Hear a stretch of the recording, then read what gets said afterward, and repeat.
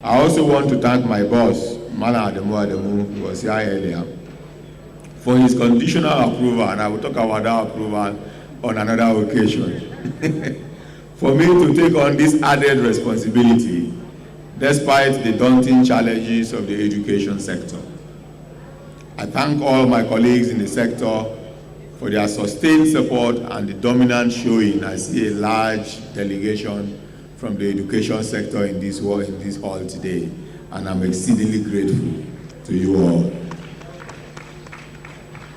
I shall, however, end with a prayer for the Nigerian Institute of Architects, that may the dreams of our founding fathers and the collective aspiration of the Nigerian people for comfortable and affordable shelter, as well as the upliftment of their standards of living, be fulfilled in our lifetime.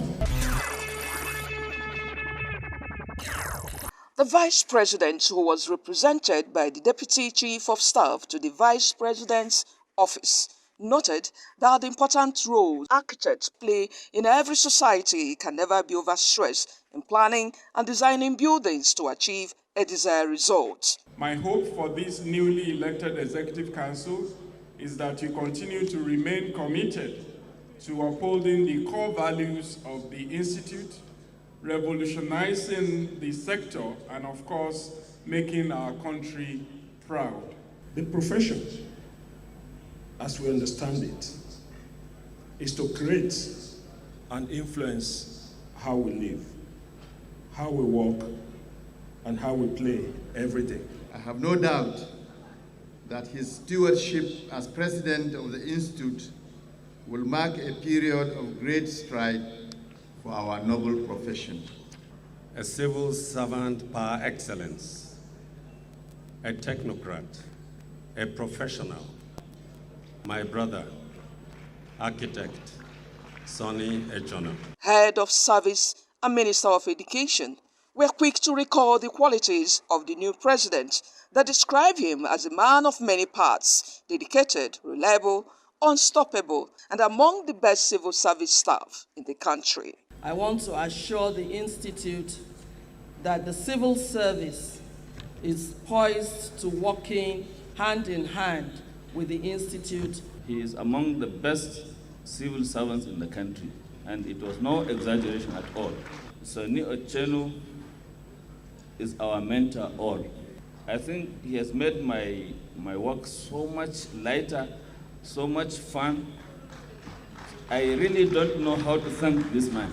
The man of the moment, Sonny Echona, who is the 28th president of the association and will lead the body for the next 2 years, pledged to project the importance of the profession and to reach out to all potential partners. While commending all for their support, he appreciated President Muhammadu Buhari for his fatherly role. As you heard from the rollout of our programs, we are going to be partnering with all our stakeholders, starting with the federal government. We want to be in a position to assist in developing skills, because the biggest challenge we face today is the issue of unemployment, especially among our youthful population. And we believe that skills development offers an opportunity for us to speedily train people, let them have the means, as we probably teaching how to fish, let them have the means of earning a legitimate income and contributing meaningfully to our economy. So we'll be collaborating with the National Skills Council that will be inaugurated next week. That council has the Vice President as chairman, business mogul, Aliko Dangote as the vice, 6 governors and so many ministers and so on, that will be focusing on the issues of skills. And the Nigerian Institute of Architects is going to be one of the champions of this measure to ensure that millions of Nigerians will be trained in various skill sets and deployed to work for our country, to grow our economy, to accumulate wealth, to also banish poverty from our land. The second thing we want to do, and we are committing ourselves to doing, is on affordable housing. Many Nigerians cannot afford the cost of housing today. And it is a challenge for architects to ensure that every Nigerian have access to decent accommodation. We shall do this by trying to bring down the cost of construction, whether it is in terms of the use of local building materials or the efficiency of our designs. We want to be able to do that.